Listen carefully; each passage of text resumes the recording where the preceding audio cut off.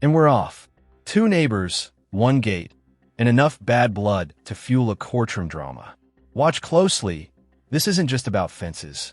It's about pride, power, and the letter of the law. Kalani versus Smith. Counsel, state your appearances. General Barker, here on behalf of the plaintiff, Joseph Kalani.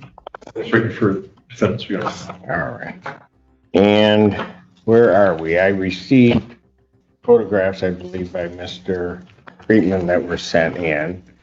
I just received these just before court. I've given a copy of these to Mr. Friedman. Okay. Is there going to be a dispute or? There is a dispute. Okay.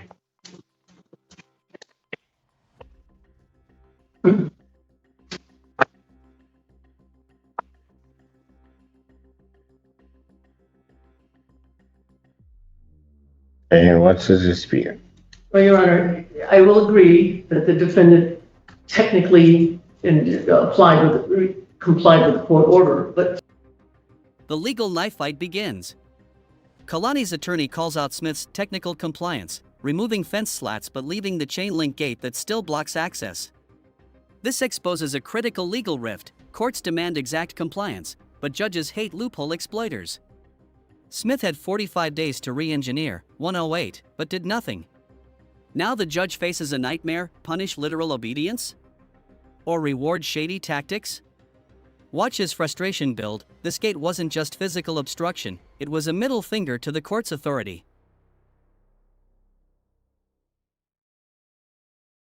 certainly not the spirit of the court order. All right. In March 27th, they asked for additional time, 45 days, so they could re-engineer the gate. Okay. And nothing was done about re-engineering the gate. So when they took out 15 feet, we did not know there was a chain link fence on the other side. They did take out the 10 slats, but the purpose was, from the beginning of this case, was to restore access that existed for 90 years at least, or at least most of the access to the backyard. So if you leave that fence, that chain link that you see there, it defeats the reason for taking out the 20 feet that was ordered by the court. No, it doesn't. Well, it's right in the middle. This is where judges lose patience. Courts don't like being played with technical obedience. Imagine being told to clean your room and you shove everything under the bed. Yeah, that energy. Of what would be the access if that were removed? That's his gate. What? I know. That's the gate. Yes, but it's within the 20 feet that was supposed to be removed. See the black mark? He did take out. I see the black mark. That's where the fence, the 10 sections were. Hold on. The real issue was access to the back of the property. Unimpeded access to the backyard, yes. Right. So the location of the privacy fence, the wooden fence, may have impeded that. I then ordered a specific amount taken out so that that was not an issue.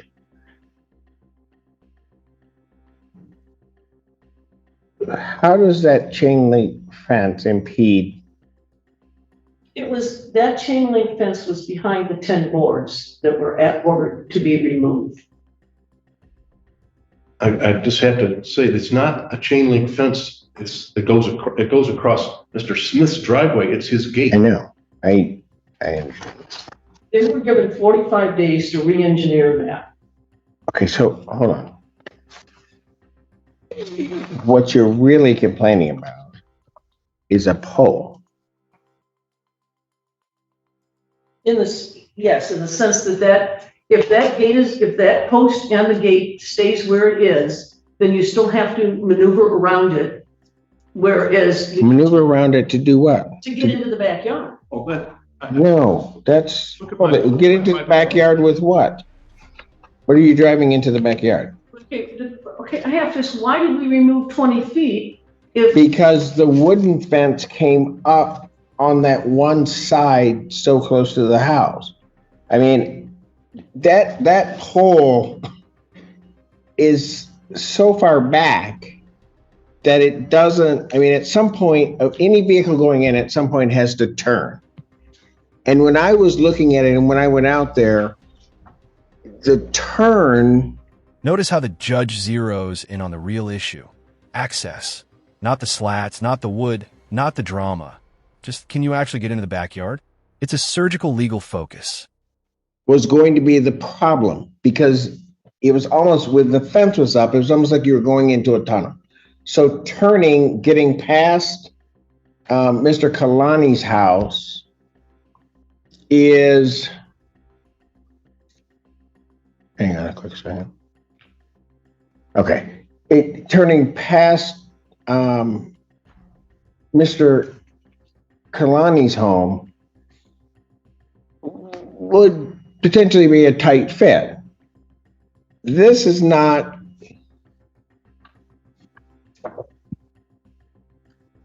It's not a type. Game changer moment. Smith's attorney proves access isn't blocked by parking a 5,000-pound SUV with 3 feet of room on each side, 451. Kalani's entire case crumbles. If massive vehicles fit, how is access impeded? This is courtroom jiu-jitsu, using the plaintiff's own photos against them. The judge's skepticism spikes. Why? It doesn't make difference at 11:04. When evidence backfires this hard, cases collapse. But Kalani's lawyer won't quit. Fit. That's a 5,000-pound SUV that's got 3 feet of room on each side.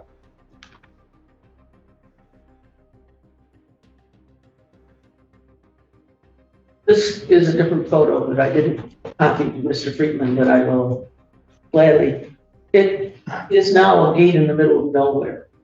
Is he going to put something? Okay. I mean, is he now going to put chain link? Well, I'm not here to decorate his property. Okay. I'm just saying Right. what the ultimate issue was access to the back. Now, if you're telling me that as it's been laid out, there's no access to the back, then tell me that. It's not that there's no access, Your Honor. It's that the spirit of removing, had I known when we were here on May 15th that that would still be up, I would have included in the request to have that removed. Your Honor, there is an ongoing problem with Mr. Smith and Mr. Kalani. I would like, before that Mr. Kalani be allowed to testify as to what's transpired today. no. Do what? I mean, transpired was, okay, look, last time we were here, everybody was complaining about how many slats. I remember very clearly because I counted 9, supposed to be 10. Okay, so I take 10 slats out. That's been done. I also, when we were here, talked about Mr. Smith's harassing and The drama detonates. Kalani accuses Smith of threats and ethnic intimidation, 648, but the judge shuts it down. I don't have a criminal case, 657. Smart move. This is a property hearing, not a drama fest. Notice the attorney's desperation. When losing on law, they pivot to emotion. But judges hate this bait and switch. Smith's lawyer fires back. File a police report. 650. Lesson. Unproven allegations can torch credibility faster than a fence post burns. today, Mr. Smith. I don't want to go down that road, Your Honor. I do, because this is an ongoing dispute. It's not part of this lawsuit, and I don't want to hear about my client swearing at your client. Well, then you can file a police report for ethnic intimidation. What he wants. He threatened to shoot my client. Did not. In any event, Your Honor, I don't think I don't have a criminal case before me. True. Let me just say this.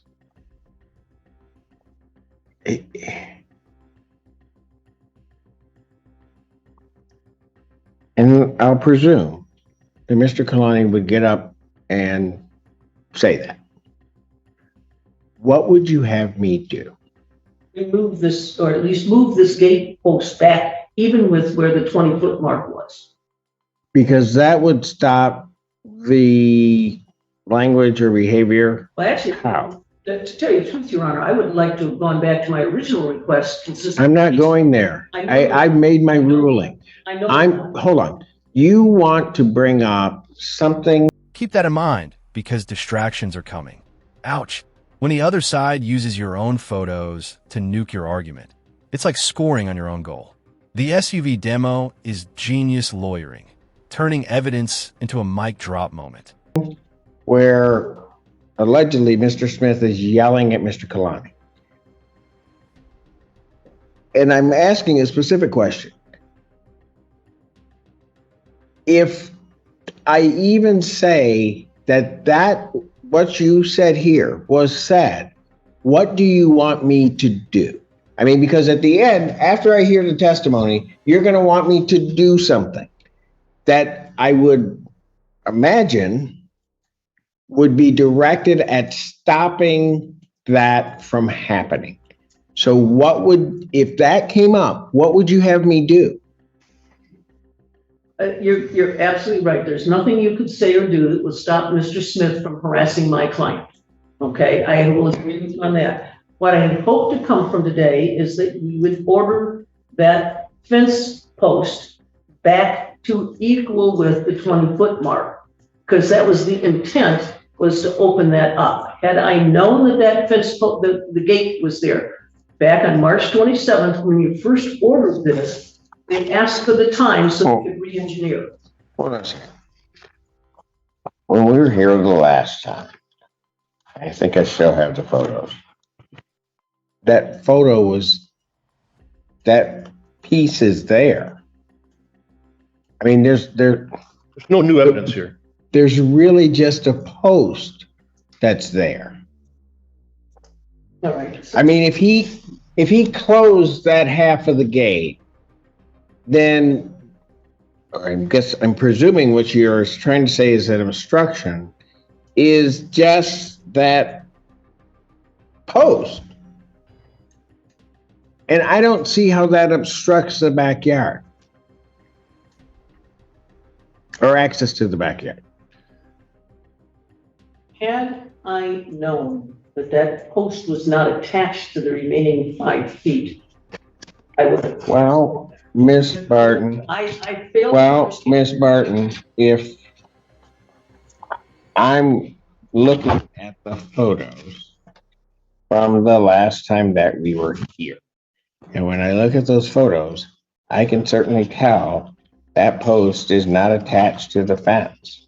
The photos I had, I can see that half of the gate is visible.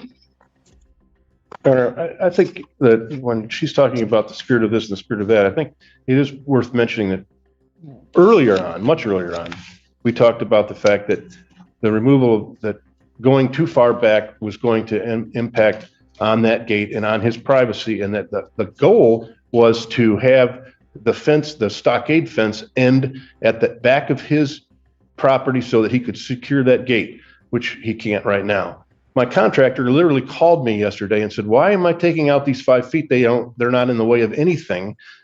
And I said, "You're taking them out because there's a court order for them to come out, and they need to come out."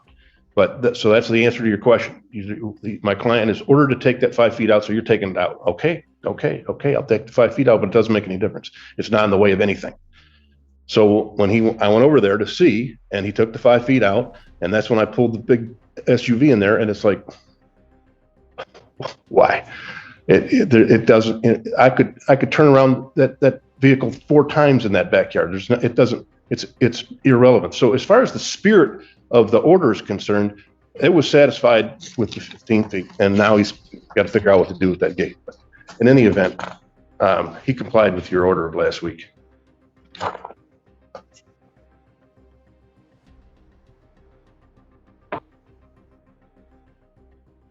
Yeah. Agree that he complied with the aspect of taking 10 slats, but it was my understanding. Classic courtroom pivot. When you're losing on the law, shift to emotion. But here's the trap. Judges hate mixing property disputes with criminal accusations. It's like bringing a flamethrower to a chess match.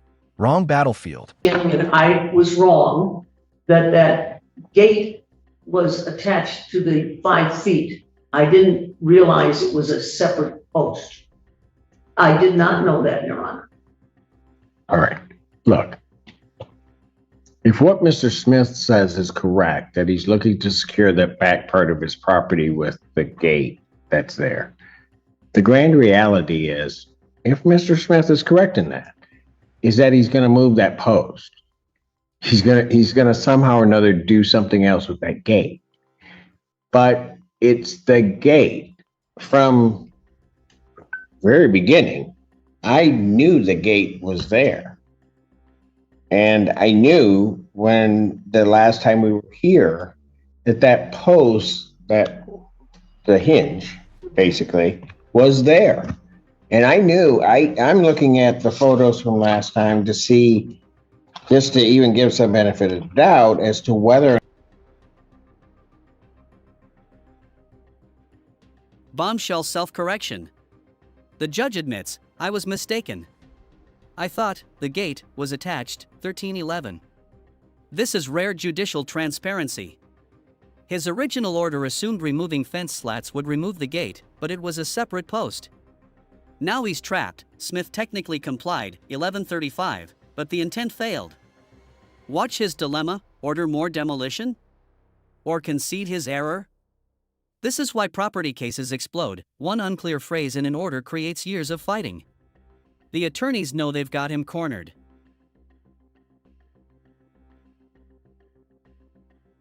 Not, I would believe that that was, just based on some distortion, that somehow or another, that post is somehow attached to the wood fence. I had I did not think it was attached, because it's not. Okay, I was mistaken. I thought it was attached, and that would be an error on my part, Your Honor. But if he's going to move he intends to secure and move the post, that will be fine. If he leaves it there, and then what? If he puts up additional fencing from the post? Okay, look. I don't know what's going to happen. Look. I issued an order. The parties were back. We went through painstakingly what needed to be removed of that wooden fence. Mr. Smith has complied with that. And so, because I still have jurisdiction over it. The ruling lands, and it's a legal gut punch. Despite calling the gate harassment, 553, the judge declares Mr. Smith has complied, 1354. Why? Evidence over emotion. The SUV test proved access exists, and orders must be enforced as written.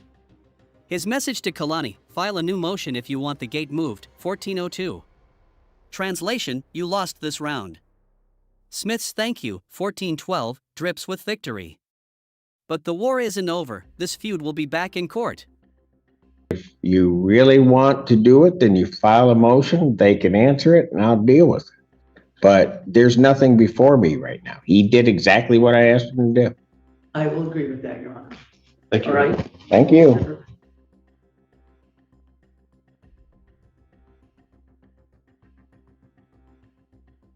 Why this case matters: 1. Precision wins. Smith's exact compliance trumped Kalani's spirit of the law argument. 2. Evidence rules. The SUV demo destroyed Kalani's access claims. 3. Stay on topic. Harassment allegations backfired spectacularly.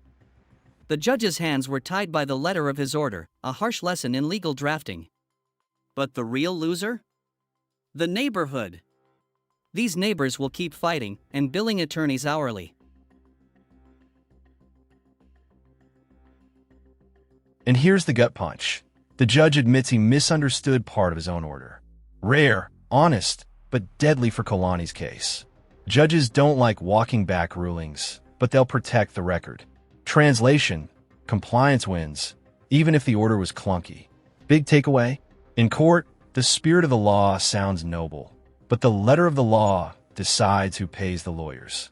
And spoiler alert, in neighborhood feuds like this, nobody really wins except the billing hours.